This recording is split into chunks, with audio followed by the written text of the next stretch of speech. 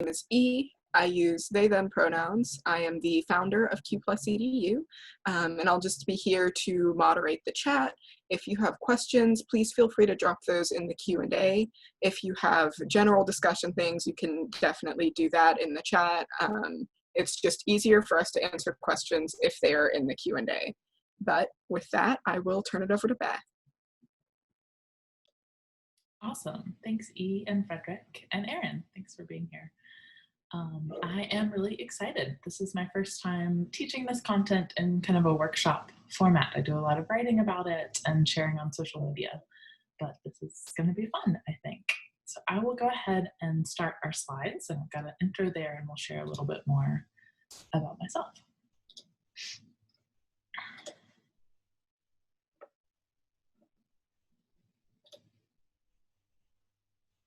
Cool.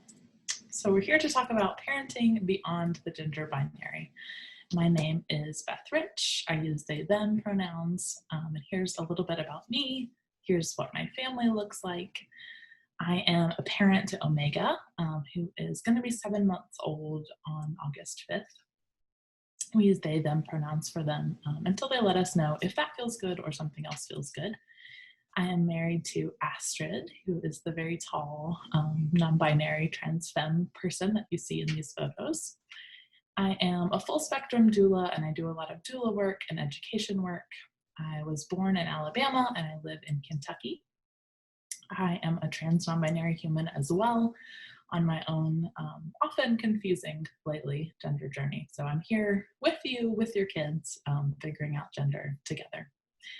Some of my privileges and marginalizations: I'm a white person, I am a fat person with some size privilege. I have experience leaving religion, which definitely intersects with how I experience and express gender. And I've also had access to education and healthcare and other resources throughout my life. Sometimes shaky access, but access nonetheless. And those are some places you can find me. Later, we can connect on Instagram at @thebethrich, and my website is also thebethrich.com. And here is kind of an overview of what we're going to do today. So we're going to talk about my journey a little bit with parenting beyond the binary, and we're going to have some opportunities for your own reflections and shares in the chat. I want this to really feel personal, because I think when we talk about gender in a really abstract way or an academic way, we can do some harm to ourselves and other people. So I really want to center my and yours and everybody's lived experience as we go through this content. If you want to write stuff down, it's not going to be a lot of reflection, but you might want something that will let you kind of write that down, whether that's on a phone or paper, and you can also share in the chat if you'd like. We're going to talk a little bit about gender and childhood development and how gender shows up for kids as they go through their lives, and also discuss some principles of parenting for gender liberation. So that's the goal, right? Is that we all feel liberated in our gender experience. And I've got a few notes to preface this with. So throughout the presentation, I've listed pronouns for all of the people I'm going to mention. These are just as best I could find them. So I wasn't able to talk to all of these people. Some of these people are not available to talk to me. So I've just jotted down what pronouns I found that they use. But I want to note that pronouns might change over time. So for me, recently I was using they and she pronouns, but I've recently switched to just they, them. So I want to note that if you're watching this later, these people's pronouns may be different, and we should always go by what people say. And you're not going to always know people's pronouns, so there's ways to talk about folks that don't use their pronouns, which we'll look at more later. And I want to note on language. So when I say gender expansive or gender creative parenting, what I mean is the practice of not assigning a gender to your child from birth or infancy. So not saying this is a boy or a girl, but waiting until that child tells you what their gender is. And when I say parenting beyond the gender binary or parenting for gender liberation, I use that to mean any parenting or caregiving that's done with that gender liberation and that expansion in mind. And that's something that hopefully we can all do, and we do all do, and that's why we're here. So there's no pressure or expectation that you not gender your baby. But I do want to invite you to these ideas of parenting for gender liberation or parenting beyond the gender binary. Cool. So first things first is kind of how I came to this, because I am somebody who is discovering my own gender. As I mentioned, I'm someone who chose not to assign a gender to my child. And that's not something I knew growing up. I was assigned a gender. I was assigned a girl gender when I was born. And it's taken me some learning and unlearning to get to where I am now. And I love the phrase possibility models, and that's language from Laverne Cox. She talked about not being a role model, but being a possibility model, which is somebody who helps us kind of see different possibilities for ourselves and see different possibilities in the world. So these are some of my possibility models. And when I first learned about gender expansive parenting, it was probably 3 years ago. So a little bit before I became pregnant. About a year or so, 2 years, I don't know. The timeline's a little bit blurry, but Viana Novus was the first person that I knew who decided to parent this way. I followed them on Instagram, and they live in California. I live in Kentucky. I saw it and thought, that's cool. Like, I guess that makes sense. I was not aware of my own non-binary identity at the time. And I remember thinking, like, that's not something you could do in Kentucky. And then I got pregnant with the baby that is now Omega. And my spouse and I were talking about gender and what we wanted to do in regards to parenting and gender. And Astrid was pretty firm of like, if we want to do this, we need to do it. Because my thought process had kind of been, I don't know if it's the time. Like, we live in Kentucky. We live with my in-laws. Like, you know, I come from this conservative Christian background. Is this really going to work? And they were pretty firm and encouraging of like, if this matters to us, we need to do it.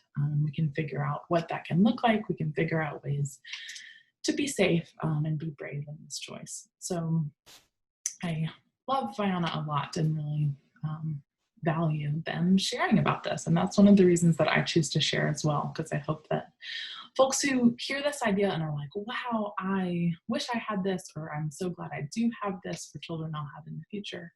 I'm happy to spread the word and let you know what works for us and be somebody to cheer you on no matter what your parenting for gender liberation looks like.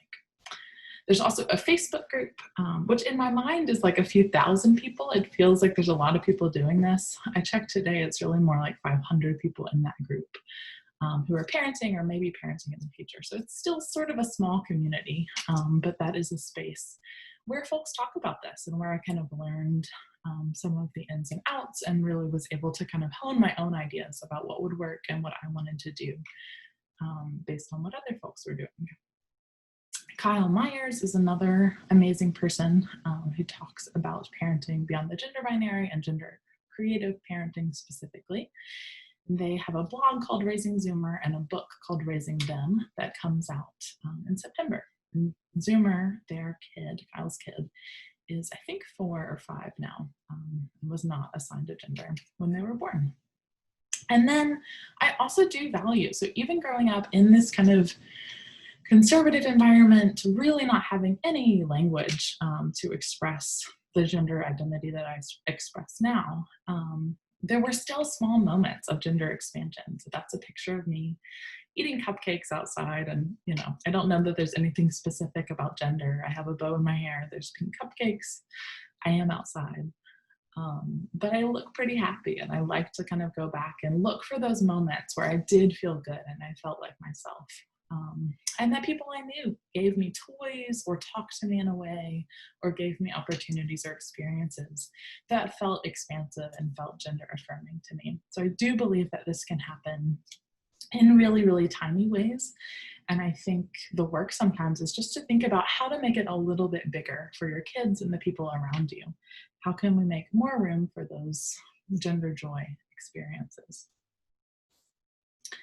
So let's take a moment now to reflect on your own experience. So again, you can write this down or just spend a few seconds thinking, but take a moment to think back on your own childhood. And what was a moment, experience, item, or relationship of gender expansion for you? So take a few moments with that question. If you want to share things in the chat, you're welcome to, and I'll read a few out loud.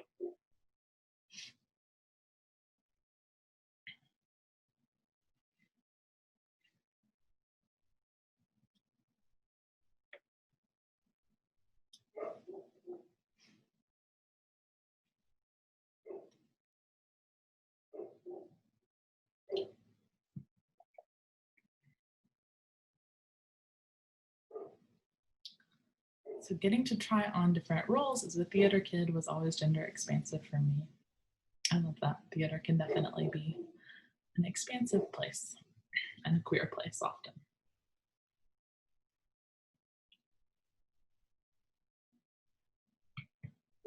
Okay, I'll keep moving. We'll have a few more opportunities, and there's never any pressure to share if that doesn't feel good to you. So something I really want to acknowledge before we get started is that you're never too late, and you're not too early either. So if you're somebody who wants to have kids 10 years from now and you're already thinking about this, that's awesome. If you're someone who already is a parent, and maybe when you think about this topic, it might bring up some grief or regret for you, I do want to encourage you that you're not too late. I was on a panel with Q+EDU last week with Jo Ivester, and she talked about her son Jeremy coming out to her when he was 20, and I think he's 30 now. So whether your kid is 2 or 10 years from being born, or 30 or 50 or 70, you are not too late to do this. And I think it really is better late than never. And pretty much anything in this slideshow, I would be overjoyed if my parents came to me and applied one of these practices or said one of these things. That would feel really good and really affirming. So you're not too early, you're not too late.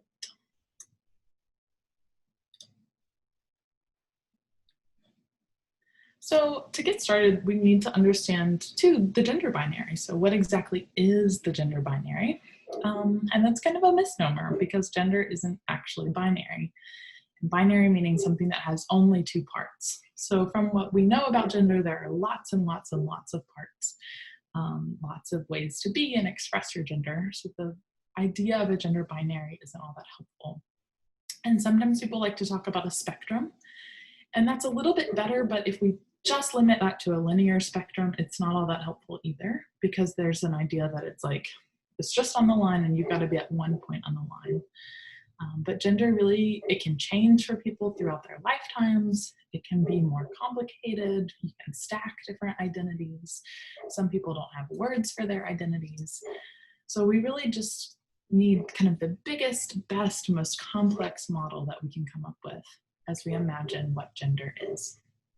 Both gender and sex are more complex than a binary. So it's also important to name that gender and sex are different. Gender is about expression and kind of who you feel you are and who you know yourself to be. Sex is about your body and different hormones and chromosomes and body parts and genitals. But sex is also not binary. So it's not just male or female. There's lots of different expressions and variations of what sex can be. So right now we're talking about gender, but we need to know that neither of them are binaries. And we see that gender is not a binary culturally, scientifically, historically, in the natural world. And there's lots of reading to do about that if that's an idea that's new to you or affirming to you that you want to go deeper with. And I really believe that we owe this information to our children. So this is not about pushing an identity onto a child. It's not about trying to shape them politically, or even really that much about their worldview. It's just language and knowledge that they need to be able to accurately talk about themselves and talk about other people. So I think that we owe this to kids of any age. And this is a quote that I found today that I really love. When gender is a binary, it's a battlefield. When you get rid of the binary, gender becomes a playground. And that's from Kate Bornstein, who is a transgender author and activist. She uses both she and they pronouns that I could find. And I think that this is really helpful when thinking about kids specifically, because if we do kind of situate gender on that binary of boy versus girl, man versus woman, it is a battlefield, and it is this like, there's one way to be a girl, there's one way to be a boy, you have to pick and choose. It becomes competitive and harmful. Wow, you really are awesome with the chat. You're like finding specific articles for folks. Thank you so much. But yeah, so we need to, let's make it less of a battlefield and more of that playground. And I've got some really awesome graphics for us to use. These are from Rachita on Instagram. Their name is Britt, and they said I could use these images in my slides. And I encourage you to think about yourself as we go through these, or your child if you're parenting somebody right now, and think about where you or they might fit. So the first one we've got is 6 easy ways to be genderqueer. And I love that this shows that words like genderqueer and non-binary, even those words kind of contain these little galaxies of different possibilities within them. So you might fit exactly into the male circle and exactly into the female circle. You might be only outside the circles. You're definitely not male or female. You're just outside those circles. You might be nowhere on the graph. You might be in between. You might have this nice little Venn diagram where there's some male and some female overlap in how you identify. You might be your own circle outside of male and female, or you might be all of it, the whole paper, both of the circles filled in. When I filled this in for myself recently, there we go. I colored in the male circle and then put dots around the female circle. That's what my gender feels like lately. But there's so many ways to be. We've got another graph here with femme and mask on one axis, unicorn and horse on the other, and where genderqueer is on the gender spectrum. So that's an idea that we need to get rid of, that it is this linear spectrum and we've got male on one end, female on the other, and genderqueer or non-binary is right in the middle, halfway between the two. No, that doesn't work. We need all of these options, all of these possibilities. A few more charts for us. And I think especially if you're a parent who's thinking about this in regards to your child, these can be helpful. So you've got select your gender, a red circle, a blue circle, and then this cool sort of circle drawn with lines and swirls and what look like leaves or petals, and it's pink and blue and purple. And the person has checked that that is their gender. So this really helps us see, I think, that when we tell kids, you are a boy, you're a girl, that kid's a girl, that kid is a boy, how really limiting that is and how frustrating it can be. And if we don't give kids the language, like I was a kid who didn't have the language, I just had that red circle and the blue circle and kind of reluctantly checked the pink box. And when we don't give that language, we really limit our kids and stop them from seeing themselves, I think, and really being able to express their full identities and being able to see the identities of others. And then I also love this sort of map of a gender journey. So we can start out here, kind of in private self-exploration. And so the axes here are private and public, self-exploration and self-knowledge. So we might start out with that private self-exploration, sort of go public, we start to have some knowledge, know some more about ourselves. There's lots of ups and downs. We might switch back and forth and feel more private or more public at any point in time, or more knowledgeable of ourselves and more aware and like, this is who I am. And then at other times we might feel like, I don't have any idea who I am. I don't have words for that right now. Or, I've changed my mind, or I need some new words. So it really is a journey, and I encourage you to acknowledge that in your kids and in yourself, and not to say like, all right, you told me what your gender is, I'm gonna write this down on a piece of paper, we're done. It doesn't work that way. We need to be open to the journey for ourselves and for others.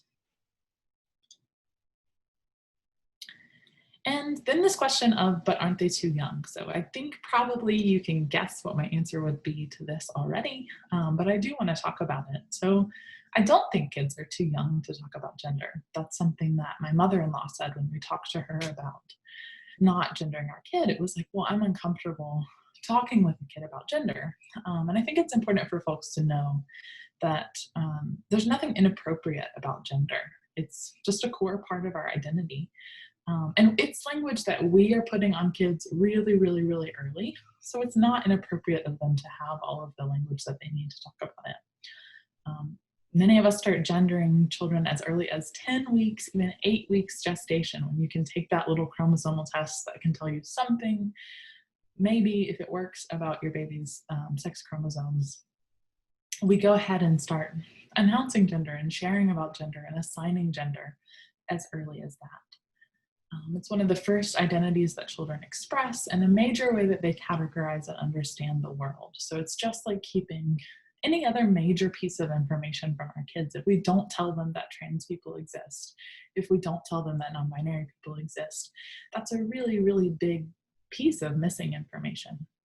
And it's not about taking gender away. So it's not about making everything neutral or telling our kids that they can't talk about gender, can't identify with a gender, can't talk about and experience gender with other people. It's about taking away that binary. So keeping that gender and just trashing, getting rid of the binary. And this learning starts in infancy. So children are testing out ideas around gender as soon as age 18 months. And that exploration, like we talked about, lasts for an entire lifetime. And I've got some different milestones here. And I want to preface this with, I wanted to include some of the research, some of the academic information, because I know that can be helpful when you're thinking about parenting decisions and talking about your parenting decisions to other people. But I do want to say that academia is oppressive. There's a lot of reasons why it's not great, and particularly for trans people, it's often way behind what we know to be true about ourselves. So if a 2-year-old is telling you, I am not a boy, I'm a girl, to me that is more meaningful, more evidence-based, more important, more central than anything that any of these people wrote back in 89 or 2011 or whenever. So I do want to include it for you, so you'll have it with the replay and with the slides and all of that, but I do want to acknowledge that this, I don't think, is our guiding light. I think we are our guiding light, and trans and non-binary people are who we need to follow and listen to about this. But it does start in infancy, gender. So children are observing messages about gender from adults' appearances, activities, and behaviors. Most parents' interactions with their infants are shaped by their child's gender, and this in turn shapes that child's understanding of gender. And there's also studies that look at how, like, babies that we perceive to be boys get held less. Babies that we perceive to be girls get different toys. So there really is a big difference in how babies are treated based on gender. And then moving kind of into that toddler age of 18 to 24 months, toddlers start to define gender using all these messages that they've been receiving since before they were born. As they start to develop that sense of self, they're looking for patterns in their homes and early care settings. And it's one way that toddlers understand group belonging, which is important for secure development. So as they're kind of looking around for, like, where do I fit into the world? Gender is often one of the ways that kids either do or don't feel like they fit. And if we give more language, if we are really focused on this gender liberation and expansion, it's more likely that more kids will find that spot where they fit and feel secure in this piece of development. From ages 3 to 4, gender identity starts to take on more meaning, and kids are very focused on differences at this age. They start to connect the concept of boy or girl to specific attributes, and they form stronger rules or expectations for how each gender behaves and looks. So again, if we've given the language, if we've focused on self-definition and taught our kids that people are who they say that they are, here are some of the many things that they can be, they'll have that nuance as they start to classify people and consider their own gender and describe the genders of other people. And they'll also have much roomier boxes. So they might be really excited or proud to be a boy or a girl or an NB, which is another word for a non-binary person. That I think can sound really sweet and be helpful for kids, because it's like boy and girl, NB, it kind of fits. It's the same number of letters even. But if they have that roomy box, they might be really excited about that gender identity, but not be pushing harmful, or embracing harmful stereotypes. about what they can play with, what they can do, how they need to act, and who they are. And this is usually the age that children will start to express their own gender identity. So very often, both for cisgender kids and for transgender kids, this is when they say, like, yes, this is my gender, or no, this is not my gender. And they express that with whatever level of language they've been given. And then 5 to 6, so a little bit older. At these ages, children's thinking may be rigid in many ways. They might be really aware of rules and the pressure to comply with those rules. And they're not really developmentally ready to think more deeply about the beliefs and values that many rules are based on. But again, many kids are, including myself, are given dysfunctional rules. So if you've got this dysfunctional rules and you're trying really hard to apply them, you'll probably hurt yourself and hurt other people. But if you've got pretty good rules that work pretty well and make room for people, that will feel a lot better. So this is the most rigid period of gender identity. And this is really, I think, where trans kids shine and also where they get hurt. Because so many kids this age really know their gender identity. And it talks about, so children who want to do or wear things that are not typical of their gender identity, they probably are aware that other kids or other people find it strange. And the persistence of these choices, despite the negative reactions of others, show that these are strong feelings. So we really do see in kids as young as 5 or 6 who are saying, no, this is my gender identity. I really need to see this, and I need to be able to live and express this gender identity. So another moment of reflection, again, you can grab something to write with or just kind of settle into your body and spend a few moments thinking back to your childhood. What were some gender words that felt good or didn't feel good to you as a child? And then considering how you feel now. What are some gender words that do or don't feel good to you? So these might be pronouns, or they could be any other words like girl or boy, or even different adjectives that we use like handsome or beautiful. If you'd like to share in the chat, again, you're invited to do so.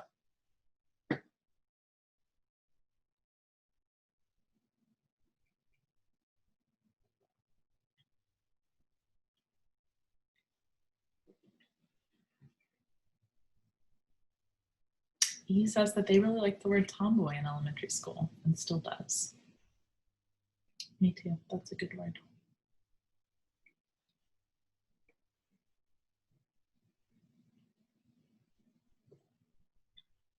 If anyone else wants to share, I'll give it just a moment. Yeah, a few more coming in. Being called tomboy was always negative in meaning from people, but I liked being called that. German being my first language, there were specific words that were associated with being zickig. Being called handsome now makes me so happy. I remember feeling called out when people referred to me as dude, like too seen. I remember telling my mom that I wasn't a tomboy or a girly girl, that I was something in between. That was the language I had at the time. Awesome. And as y'all are pointing out, sometimes these words are sort of double-edged. There's kind of an excitement or an affirmation or a thrill that sometimes comes along with other feelings of feeling vulnerable or scared or uncomfortable. So moving into some principles of parenting for gender liberation, and I just sort of sat down and thought about how I would have liked to be parented and how I parent my own child. And these are the things that came to mind. So these aren't rules, they aren't even all that organized, but they are some ideas about how we can do this and how we can get started. So gender is an opening, not a dead end. And I think it's really important to notice if we're using gender as a dead end, especially with kids. So if they are asking us questions and we are just answering with, because you're a girl, because you're a boy, so that's a way to start the sentence. A kid could say about themselves, because I'm a girl, I feel this way and I love doing this. And they need to understand that that is sort of like circular. That's a piece of their own identity. So it's like, I can say, because I'm non-binary, I love sometimes dressing in masculine ways and other times dressing in feminine ways. And for another non-binary person, that might not be true. So it's okay to start our sentences that way and use gender as an opening to ask people how they feel, who they are, what they like. But if we're using it as a dead end, that can really hurt kids and people in general. Kyle Myers, who wrote the Raising Them book, has a TED Talk where they talk about everything being for everybody. And I think that's a really helpful principle too, of toys aren't gendered, books are not gendered, clothes are not gendered, and everything is for everybody. You are who you say you are. That's something that I've been saying to myself and to my child and to folks that I hang out with on Instagram lately. You are who you say you are. And they are who they say they are too. So that goes both ways. I am who I say I am, and you are who you say you are. And we need to be able to see the difference and hold our own identities close, really celebrate who we are and how we feel, while still respecting and celebrating other people's identities too. And a big one, I think, is that your kids' identities don't determine yours. And parenting is tough. I am a parent, I'm a doula, I support a lot of parents. We, in the United States and around the world, do not have the support that we need for parenthood, and it's really easy for folks to lose themselves there. So you people are really excited you're gonna have a baby most of the time, and then you're just sort of left on your own to figure it out, to do that day-to-day work of parenting. There's a lot of sacrifice and a lot of work that's often unseen. And I think that's where the temptation comes from, to really tightly attach your kids' identities to yours.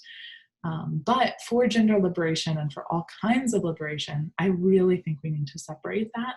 And that's both scary, like it can feel sort of vulnerable and intense if we're just starting that separation, but it's also really freeing, and it means that your identity can be central to your own experience, to your life, and that you can share that with your kids too. And one of the examples I'll give, and I don't want to pick on cisgender moms, but these are the folks that I see doing this often, identifying as like a boy mom or a girl mom, or even like an autism mom. And I think I want to highlight that one because it's an example of how harmful this can be. There are lots and lots of autistic people and adults who say, an autistic parent is a parent who themselves is autistic. That's a piece of language around identity that really works. It's important. It informs that person's experience. But when you say autism mom, you're really attaching your kid's identity very closely to your own in a way that probably is harmful for your child and for other people who hold that identity that your child holds. So creating that space between identities really, I think, makes room for everybody to thrive and be themselves. Some more principles, being mindful of your expectations. And I love this language of welcoming whatever being comes. And that's from Jacoby Ballard on Masculine Birth Ritual, which is a podcast about birth for masculine people. Jacoby talks about preparing for the arrival of his baby and really being mindful with his partner to welcome whatever being came to them. And that's true of gender. It's true of all kinds of things. So in that episode, Jacoby specifically talks about imagining spending time outside with his child. And I think mentioned something like hiking, or, I can't wait to go hiking with our kid. And then with his partner, kind of dialing that back and thinking about, what if we have a child who can't hike? How are we still excited to connect with them and celebrate them? And I think that can be a really important piece of this, is not getting too attached to like, I can't wait to do this thing with my child because I perceive them to be my daughter. Because they may or may not be your daughter. They might be your son or your child or another gender word that references their relationship to you. And they might not like to do that thing, or they might love to do that thing. Or you might have another kid over here who you think doesn't love that thing because you think their gender is one thing, and they might be really waiting and ready to do that with you. So being mindful of those expectations, both before our children are born and forever after. We need to parent beyond the binaries in general, I think, and understand and teach intersectionality to our kids. And that's a word from Kimberly Crenshaw. She was using it to talk about the difference between being a Black woman and being a white woman or a Black man, and how it's really important that we get specific about those intersections of identity. And that's true of both those big things like race and gender, and smaller things too, like your kid's birth order. Are they the oldest or the youngest? Are they a kid who likes sports, or are they a kid who likes to read? We don't need those to be binaries. We need to acknowledge that every person is kind of standing at this unique intersection of their experience. And if we can give our kids that language, I think that they can really express themselves more and, again, move beyond that kind of battlefield of this is who I am and you're different than me, and move into that space of play and freedom and liberation.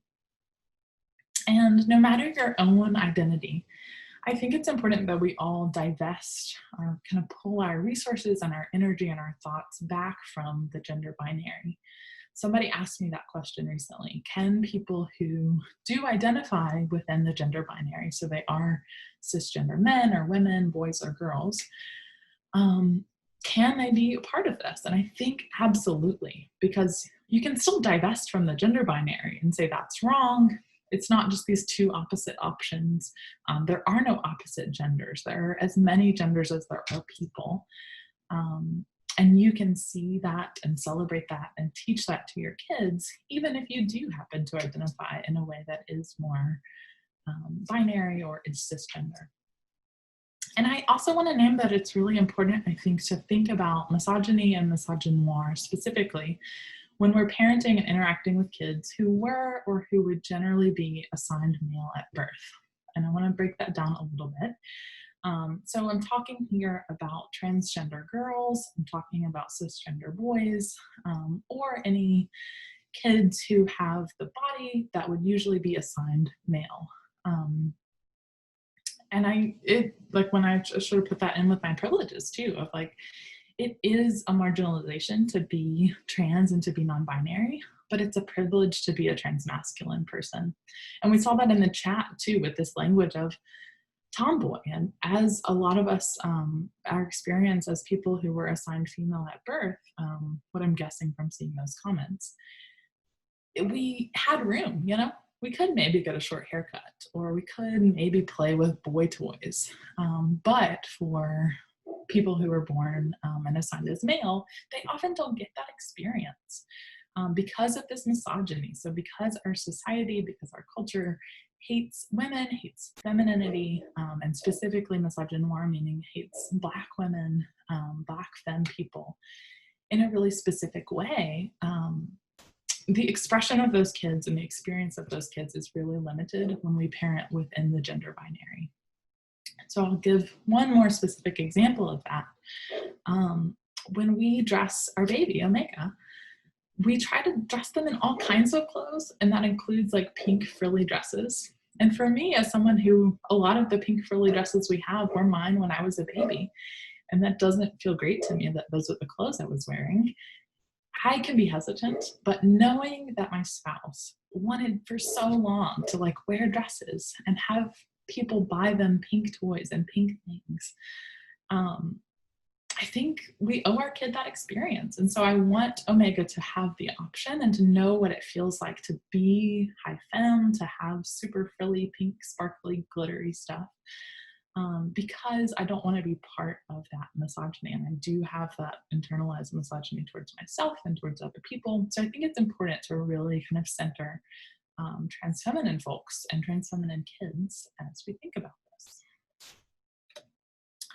And a few more, these are our last principles. So it's important to respect people's pronouns and gender words and to not assign gender where it isn't explicitly stated. So both of those things are things we need to do. When we do know the pronouns or gender words that someone uses, we need to use them. But we also don't need to just assume gender everywhere we go. And that, if you just took that and was like, I'm going to start trying to not assume gender and assign gender to other people, you'll probably notice, and I still do this, I still struggle with it, when you're walking down the street or scrolling through Instagram, because hopefully you're staying close to home these days. And you see people, in your mind, you're probably saying like that guy, that girl, that man, or that woman. And we just kind of assign gender all day long. And we do this with our kids. We teach it to our kids. And if you can just start to be mindful of saying, that person that I started to follow, or that teacher, or, the kid that I saw, it can really help you kind of dial that back a little bit. But then again, when we do know people's gender words, we need to use them. And another kind of both and piece is that we need to honor trans identity as specific and real while still encouraging this gender liberation for everybody. And this is something that I think happens to trans kids quite often, where they, are expressing gender in the language that they have, and they're saying like, I want to play with these different toys, or I want to do this. I'm not a boy, I'm not a girl. And sometimes parents will say like, well, you can just be a boy who is a tomboy. Like you can just be a boy who or you can be a girl who is a tomboy. You can be a girl who's got a short haircut. Or you could be a boy who maybe wears dresses. Like we can do that at home, not really let people see that. You can kind of add this activity to the identity that I'm still assigning you. And when kids push back on that, I think we really need to honor it. While still saying that everything is for everybody. So it's true that some kids are going to need that kind of statement of identity and like, I am not a boy. I am a girl and I love dresses and I love pink things. And I also love Legos.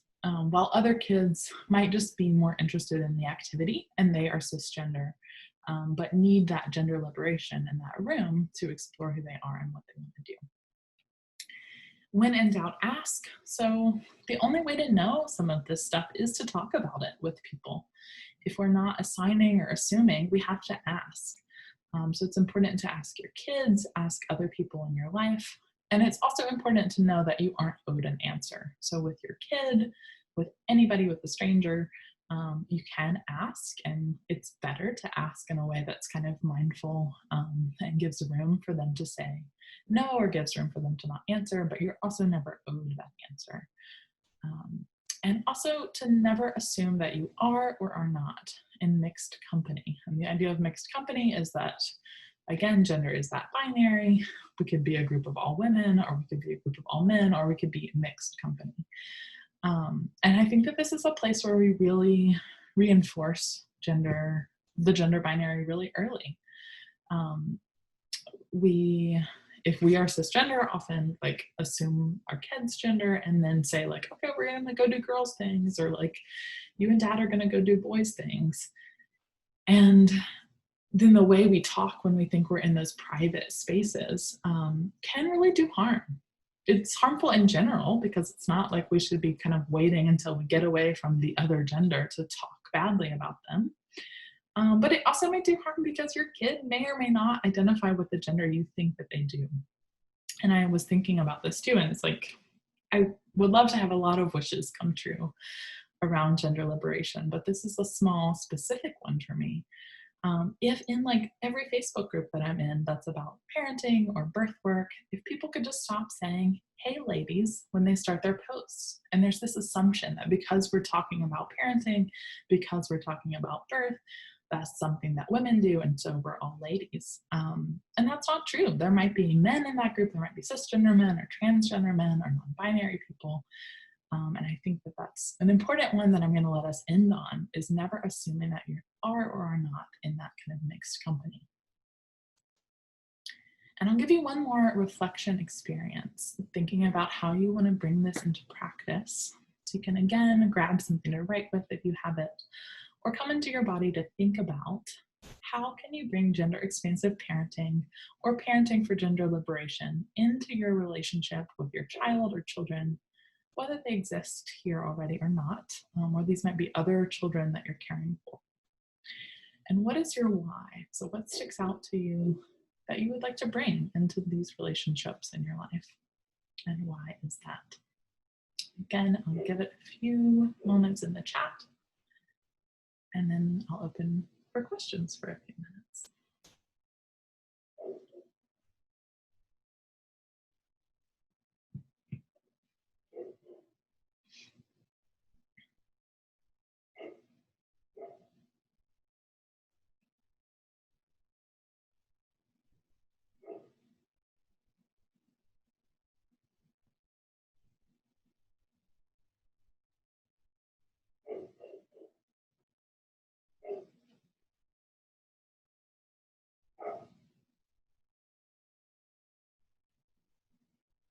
Cool. So I'll go ahead and move into questions, and you're welcome to share your answer to that reflection if that feels good to share, or go ahead and ask a question.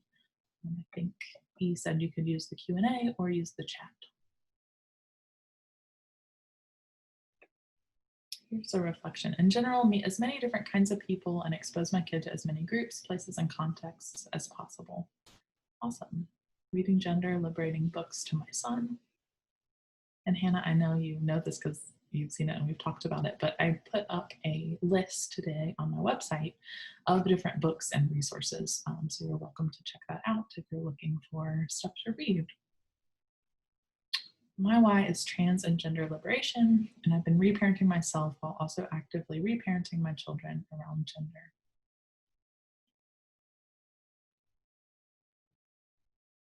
Yeah, this is so often kind of that joint process of like, we need this for ourselves and we can also share it with our kids at the same time.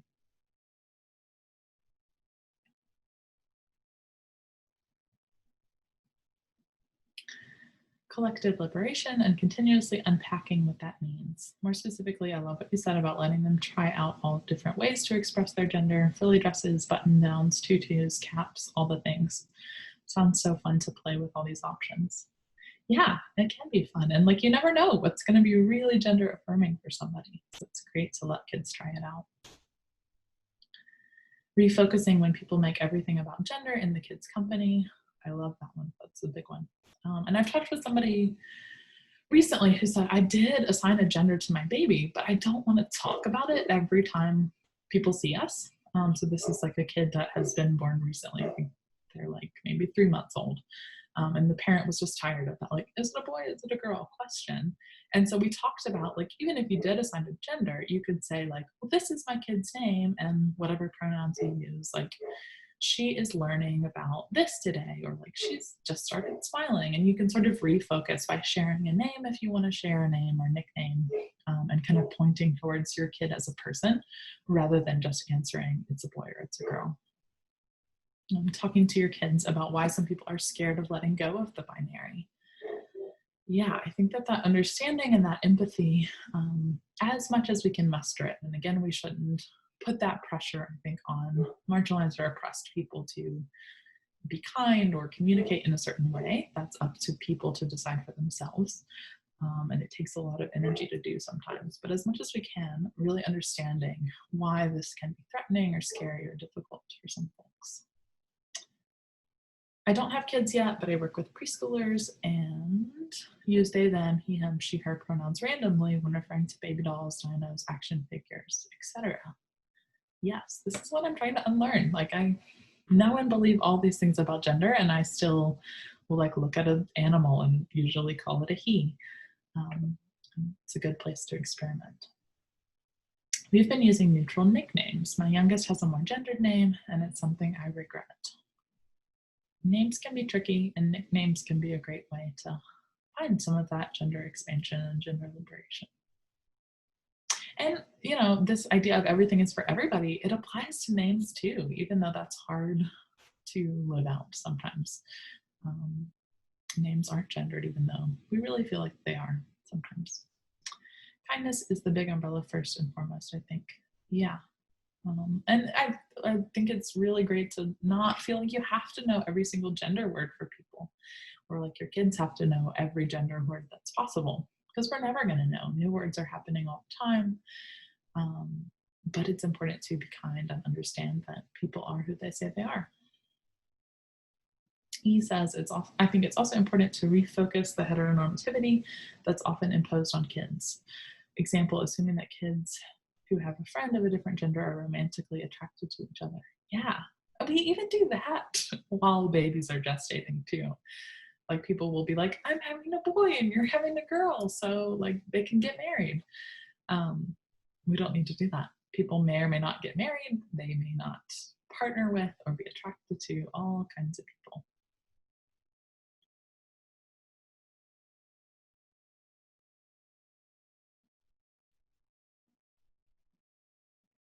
Trying to show places and communities, also historical. My kid is a history lover who had or have other ideas and ways of gendering, doing gender. Yeah, I love that.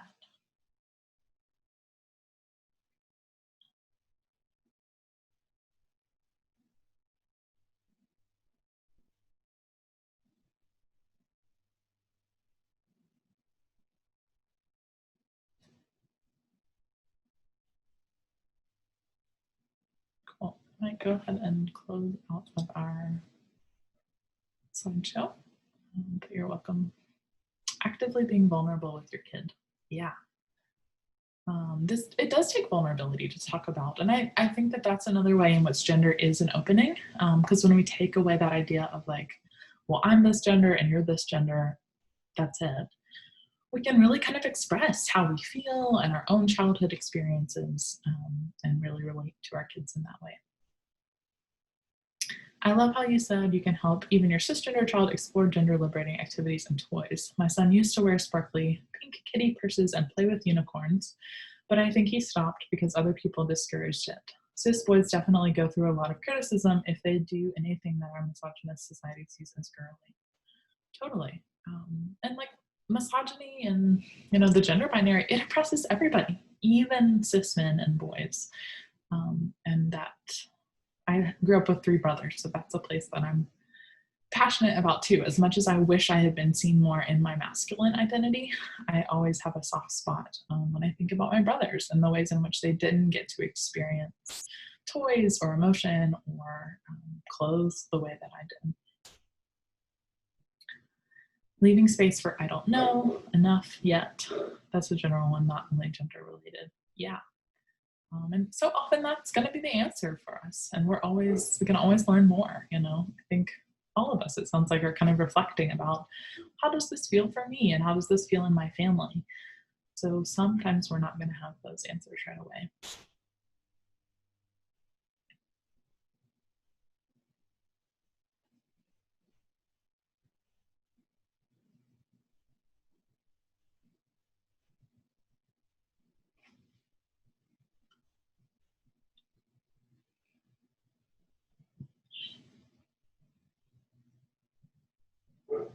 I don't want to cut people off or pressure you to keep going. So if you've got anything to say to close, or if we want to leave a few more minutes, whatever y'all feel is good for me. Yeah, you can definitely keep interacting in the chat if you have more to say. Oh, I see Frederick just dropped something in the chat. Cool. I don't have children, but my sister has a 14-year-old son and 5-year-old twins, a boy and a girl. And I try to give the little ones the same outfits, and I've gifted the older one a kilt to encourage play. Yeah, there's so many ways to do this. And I think ways to do this too when you're not a parent. And even if you have differing ideas than these people that you care about who are parenting, there are ways to do this that I think are loving and respectful, but also hopefully liberating and expansive.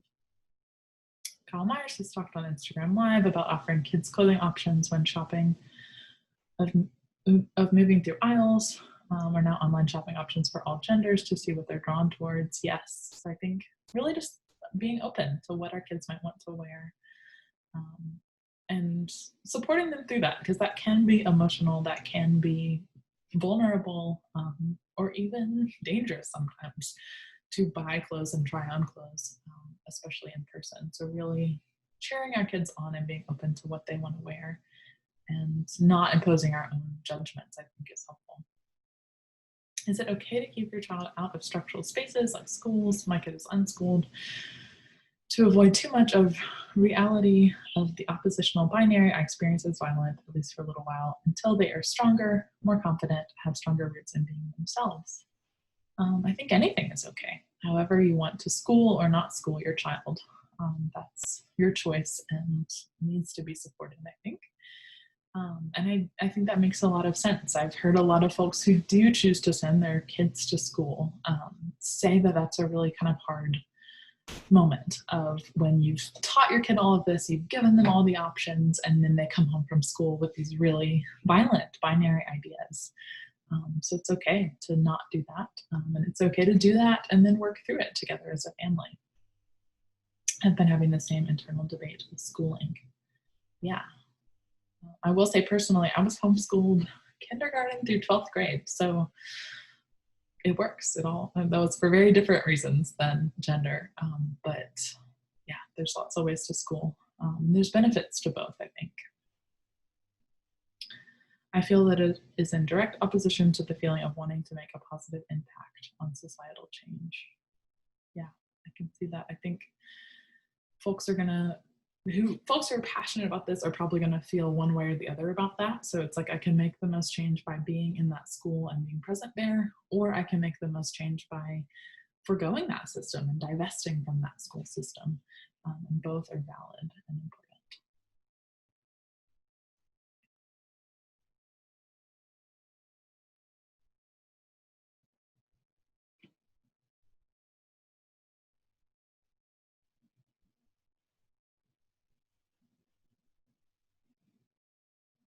And between the two tiers, yeah. We don't need binaries for anything. It can just be between it all.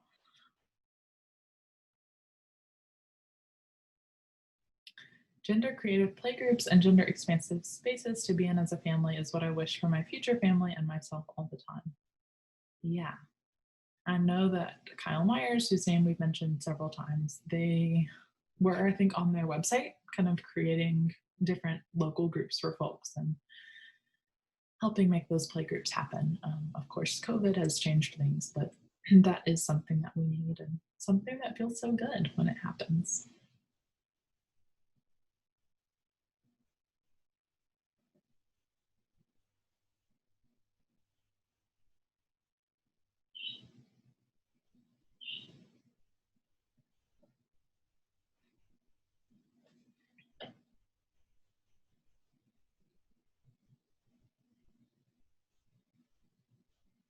Yeah, so it looks like the chat might be slowing down, but if you think of things after the fact, if any of you have more feedback, more comments you want to give, if you have questions that you weren't able to ask or weren't able to formulate in this moment, please feel free to fill out our feedback form. You can ask questions there and we will do our best to get back to you. Also, if you'd just like to give feedback on the session, you can do that there. But I do see that we have another question in the chat, Beth, if you want to take that. Sure. So the question is, can you advise how to approach this with a co-parent who's very much rooted in the binary and the biological essentialism? First, I just want to say that that's a tough spot to be in, where you have these different ideas and that might feel invalidating of your own identity or just against the way that you want to parent your kids. The things that come to mind are that people do change and learn, which is pretty amazing. And I've seen this with choosing not to assign a gender to my child. That was something my partner was on board with, but some of our family members really were not. And I've seen people change in really big ways and kind of soften and learn. And I myself have changed over time and learned and become better, I like to think, in that I'm more open and more on board with this. So there is a chance that people can change. And also, yeah, it's tough. And I think maybe thinking about what is meaningful to that person. Are they somebody who really is into research? Are they really into emotional stories? Like, what is going to help them understand why this matters? There's lots of all of that. There is research, there are really emotional accounts, there are stories, I think, of kids where it's just completely undebatable that these kids needed gender options beyond binary. I cannot think of names right now, but I think if you just Google some different stories around transgender kids, the person who was on the panel last week, so that video will be up, she told a story about her trans daughter, and they were kind of in that scenario of, like, you know, not having shared this with their kids, not being aware of transgender identity, and then having their child really express that in a way that was undeniable. So those might be some things that would help. My partner and I don't have children yet, but are thinking about assigning them cisgender pronouns until they're able to decide on their own pronouns on their own, but we want to make sure they know about the expansiveness of gender expression. Could you talk a little bit about your decision to use they, them with your newborn? Totally. So I think that this is something that is really important to me, obviously, because I did it, but I also don't feel that it's right for everybody. It's not something I encourage everyone to do. I think if it makes you excited, by all means pursue it and find community and find what you need to make it happen. But if it's something that doesn't feel right for you and your family, that's also fine. And there's a piece, it's a screenshot of like a Tumblr exchange, I think, and it's posted on Erica Hart's page on Instagram. I also have it in a highlight on my page my Instagram page about trans bodies, I think is the name of the highlight. So if you need this piece, if you need the screenshot, we can help you find it.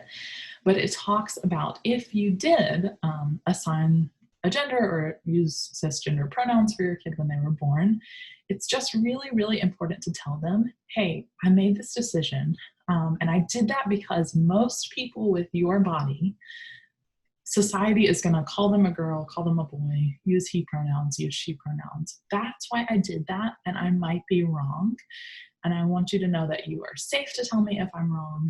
I want you to know there are other words for gender, and that I love you, and I want to see you, and I'm going to support you.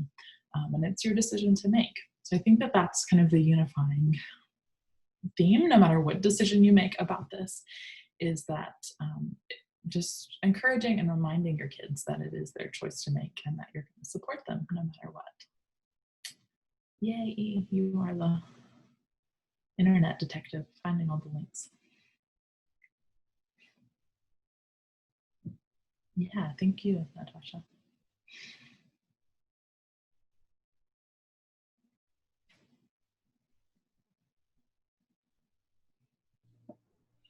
Thank you so much. This was amazing.